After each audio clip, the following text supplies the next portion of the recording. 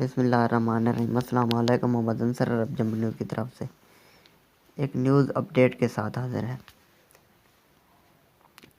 سعودی عرب میں سعودائزیشن اور corona SOPs کی خلاف ورزیوں پر کارروائی۔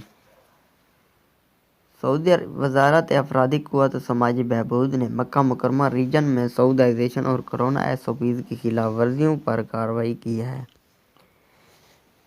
مکہ ریجن میں تجارتی مراکز پر 4,823 چھاپے مارے گئے۔ اس دوران 858 خلاف ورزیاں ریکارڈ پر آئی ہیں۔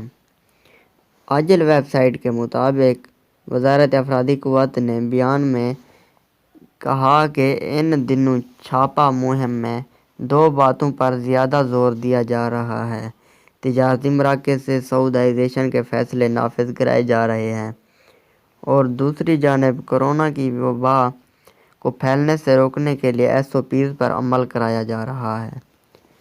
وزارت کے انسپکٹرز نے جدہ کمشنری میں 2,168 چھاپے مارے، 533 خلاف ورزیاں ریکارڈ کی گئیں۔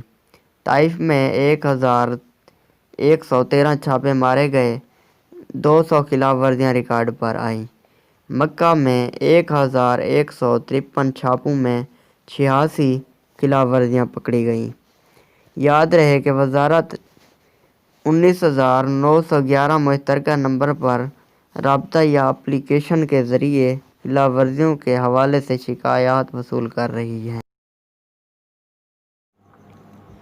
ویڈیو دیکھنے کا بہت شکریہ، اور میری ویڈیو اچھی لگی ہو تو میرے چینل کو ضرور سبسکرائب کریں، لائک کریں، شیئر کریں اور ساتھ میں دیے گئے گھنٹی کے نشان پر کلک کر کے آل پر سلیکٹ کر دیں تاکہ میری ہر آنے والی نیو ویڈیو سے آپ باخبر رہ سکیں۔